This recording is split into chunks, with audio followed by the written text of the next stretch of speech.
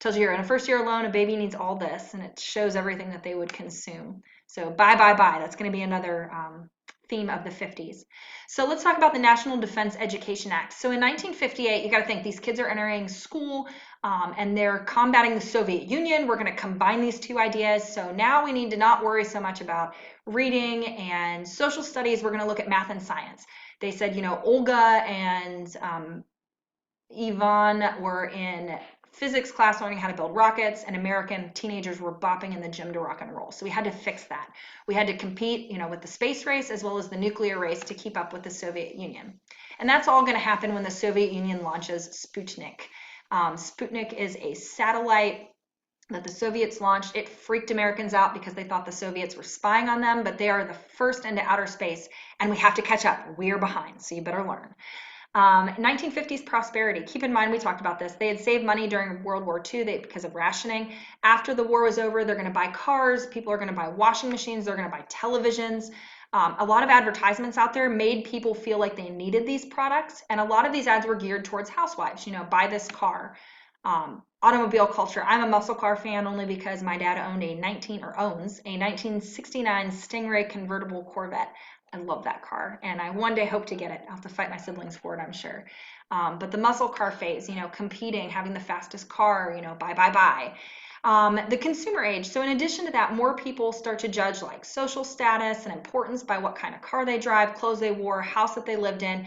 And so Americans start back with credit. Buy now, pay over time with interest back.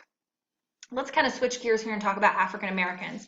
So keep in mind, African Americans in 1944 are still working on southern farms.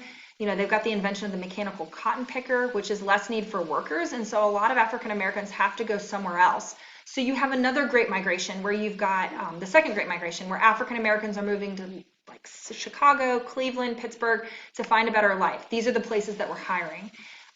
Unfortunately, in these cities, they found themselves victims to crooked landlords, some employers that wouldn't hire them, unions that wouldn't pull them in, and even sometimes racial violence. And it'll get worse, like racial violence will get worse, of course, as time progresses. Northern cities will try to deal with this mass number of blacks coming up here by building all black public housing. You've got ghettos, you've got hotbeds of crime developed, slum housing, dependency on welfare programs, as well as gang violence. And this is all caused by a lack of jobs as well as a lack of education. And this is true like up north. If you go into cities, there's a lot of schools, they're not segregated, you know, because the government tells them to be segregated. They're segregated because, you know, the housing areas that they're sending are all African American, and that comes from this 1950s tradition of, you know, black people live with black people. You don't mix them. So some African Americans are able to rise to the middle class and even higher, but most of them are going to find themselves trapped in urban poverty. And so you're going to start to see the KKK rise to power again across the United States.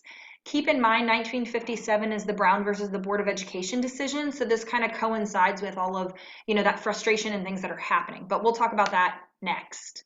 So let's talk about redefining the family. This is one of my favorite topics to talk about in the 50s. It's so interesting. So men coming home displaced the women from their jobs. You know, there's no more Rosie the Riveter. Rosie said, put down your tools and go back to the kitchen and cook your husband a sandwich. If you're a boy and you're cheering, be quiet. So here she is, you know, she made airplanes and put ships together during World War II, and now she's back figuring out, what am I going to cook for my husband for supper? How am I going to iron this laundry? I have so much to do. Here she is serving her husband and her family.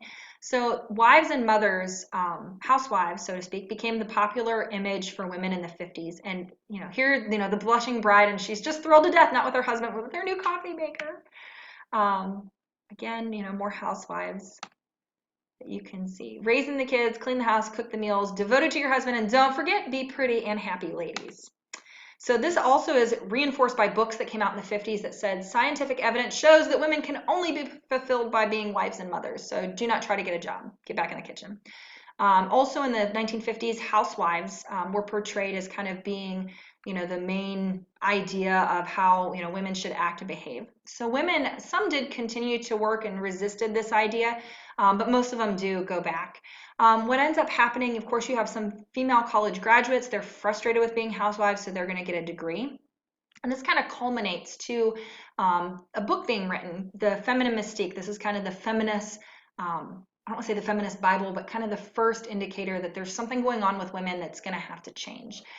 She wrote this book in the very early 60s, and I'm going to kind of sum this up for you. Betty Friedan said that, as she laid in bed at night, the average housewife is laying in bed, tired from the day, tired of making brownies, tired of cooking for her husband, and she's thinking, is this all? Like, is this all for my life? Am I going to run kids to soccer practice and, make dinner every night and serve my husband for the rest of my life? Can't I do something else? And so a lot of women read this and identified with it. And you can see here from these very, very, very sexist ads, oh, a woman can open it, show her a man's world. I mean, I don't know what man sits in his bed in his tie, but whatever. A lot of my students kind of laugh at this idea like, oh, if your husband ever finds out, the idea that you could beat your wife in the 50s was 100% acceptable. And a lot of my students think this is something sexual. It's not. He's actually beating her the way that you would a kid, or spanking her the way that you would a child. Because women, were slightly above the children in a man's eyes in the 1950s. Not with all men, but that was kind of the general consensus. I can't say anything about a vacuum cleaner. I got a vacuum cleaner for Christmas a couple years ago and I was thrilled. But some women get upset and offended if you buy them appliances for presents. If you take a look at these, there's a theme. It's women cooking, it's women serving the husband. This escalates quickly. Is it always illegal to kill a woman? There's some old blue laws on the books that say, and I think it's in West Virginia, you can beat your wife on the steps of the courthouse on Sundays, and it's legal. And it, again, like if somebody tried to do that now, it would not happen, but that law is still there from, back during this time period. And that's not, I think the ad says blow in her face and she'll follow you anywhere. Oh, so this is home ec class. So women in the 50s, you were expected to be a secretary and care for a household. You might have a secretary job for a little bit, and then when you had babies, you go home. Here on the right, women or girls rather being taught to balance books on their heads to have good posture, because that's what matters. All right, so let's take a second and look at some scientific and technological development. So because of this investigation when the atom bomb, you have the development of jet aircraft, radar, microwaves, computers, synthetic rubber, and these inventions, because of like looking at how science works and how computers work, will lead us to so many other developments in technology. Even if it doesn't help us launch a rocket into outer space, it still is going to improve technology for Americans. And that picture there in the background, that's actually a computer. And now it's a laptop, but back then that's how big computers were. So keep in mind, the idea they're going to produce this weapon system. We actually create the hydrogen bomb. I think you guys did that with the butter battle, or saw, that escalation with the butter battle. And because of the space race, because we wanted to get to outer space, Soviet Union launches Sputnik, like we talked about. The United States is able to launch their own unmanned satellites. That should be unmanned, not unnamed. Satellites, as well as manned space flights. It would be a distant cousin on my grandfather's side, on my dad's side, is John Glenn, and he was the first man to orbit Earth. So that's my claim to fame. Probably my only claim to fame. The United States, of course, launches, wants to go to the moon. John F. Kennedy said we will go to the moon in this decade. Of course, he dies before that happens, but we do launch a man to the moon. Of course, Neil Armstrong walks on the moon, as well as later on developing an international space station in outer space. So keep in mind, you also have these consumer products that develop, and so things like the automobile, air conditioning, allow people to go from place to place. A lot of that technology is based off of what they gain from investigating, how do we get to outer space? They come up with this other technology. Doesn't help us necessarily get to outer space, but it helps us cool our houses. Same thing with nuclear energy, or nuclear, you can use nuclear energy for bombs, but you can also use it for cheap energy, although the public is very concerned about safety. Here's JFK looking at one of the United States rockets that's going to launch. Here he is looking at a capsule. This is a return capsule, actually. Looks like if you've ever seen Apollo 13, that's what it looks like. Hidden figures with white men. But yes, there were others that worked on this to get to outer space. But of course, the men are given the credit. If you've seen Hidden Figures, great movie. Oh my gosh, so good. Definitely a must watch. So advances in medicine as well. Penicillin is used during World War II, which was a miracle drug at the time, so they want to look for other miracle drugs. And so scientists are going to develop vaccines for polio. Interestingly enough, the polio vaccine, the guy that developed it, Jonas Salk, never accepted money for it. He put that out there, didn't patent it, just allowed others to have that, and that way he could save lives. That was his priority. For drug companies would do that now. So as a result, we have surgery, new surgical techniques, I can't talk, sorry, which included heart surgery. We can save lives, which means that Americans will live longer. The infant mortality rate fell. Here's the polio vaccine. That's Jonas Salk on the right. Of course, polio is the famous disease. Everybody thinks FDR had it. There's been some investigations since then. They're not quite sure. And then here's another picture of him. Polio oftentimes resulted in children losing the use of their legs. All right, so changing gears here. Because of cars and suburbs, highways actually, well, let's put it this way. Highways were developed and that led to suburbs. So in 1956, they end up constructing 40,000 miles of interstate highways. I always like to freak my kids out with this. If you look at that little overpass over to the right of this picture, that overpass is built to that height, and to this day, they're still built to this height, so that the government can transport military weapons from one place to another, and they have clearance for that. So if they strap a missile on the back of a truck, the truck will have clearance to go under all of those. And the highways are actually developed so that we can transport missiles from place to place really quickly. Because think about it, if somebody's gonna, invade, yeah, they may invade New York City or Washington, D.C., but if you want to sneak in or like get in quickly, why not hit a lesser known town? And so we needed to be able to move those missiles.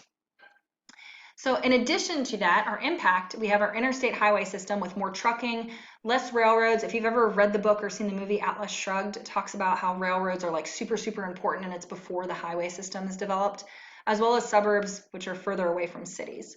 Highways actually homogenized America, meaning that it made us all the same. You have restaurants, motels, highway, billboards, gas stations, everything looks similar. McDonald's, it's easy. You can go to McDonald's anywhere in the United States and you can get a Big Mac. They taste the same. They don't really taste much different. Although there are some regional differences. If you've never investigated those, they're kind of fun. Like Maine has a lobster roll sandwich. I'm not sure how much I would trust that, but hey, could be fun. Gasoline, car companies, everybody was advertising, everybody was the same. So this idea of pop culture, mass media funds this. So you're going to sit at home, you're going to watch on your TV about the new inventions, and that television increase is going to inspire Americans to want to buy the same things, buy the same laundry detergent, buy the same cars. It's also known as the golden age of television. Go watch an I Love Lucy episode. They're awesome. She cracks me up still, even though it's kind of old. But keep in mind that when she got pregnant, they were not allowed to show that on television because Lucy and Desi slept in separate rooms. However, not everybody was for this. You have the beatnik movement, which I would say they're kind of like the pre-hippies. They're not, hippies, 1960s Woodstock, but they're the first ones to criticize American consumerism. Like, you shouldn't buy all this stuff. They are anti-conformity, don't blend in, stand out. And so they are known for sitting in the coffee shops and reading poetry, Buddhism, Zen, music, sometimes drugs, but not like what you imagine from the 60s, like the LSD and smoking marijuana and all that. They would sometimes, but it wasn't like to the degree that you often found the hippies. I would say they kind of look like hipsters, drinking coffee. There you go. Comes from France, striped shirt with the pants, the black pants, the berets, that's all. Beatniks from the 50s. And music, oh my gosh, it's my favorite. So rock and roll was coined, the phrase was actually coined by Alan Freed, I think it's Friedman. Alan Freed. And he coined that phrase in Cleveland, Ohio. If you've ever wondered why the Rock and Roll Hall of Fame is in Cleveland, it's because of that. So Alan Freed actually gains permission to play African-American rhythm and blues from the 50s. He calls it rock and roll because it was a little more upbeat. And so you have white artists that copy the sound. Imagine that. Early mid-50s, you have people like Chuck Berry, Bill Haley and the Comets. If you know the song Rock Around the Clock, which you're singing it in your head, I'm sure. Elvis Presley really brings rock and roll to the forefront. Who else is not on here? Little Richard isn't on here. He's another one, African-American, who brought this idea of rock and roll to the forefront of white culture, or American culture, let's just be honest. And so you end up with this generation gap. My grandparents, my grandma and grandma actually named their dog Elvis because he was stupid and they hated Elvis Presley. I always find that funny. But he was kind of rebellious. The girls all liked him. Of course, he was a sex symbol for them. The girls fainted. The boys try to imitate him, wear their hair the same. He was a parent's worst nightmare. I would argue, some of our rap artists today that people want to emulate would be that same. Oh, and we are done, guys. So great. Thanks for hanging in there. I hope this helps you, and we'll see you next time. Stay safe.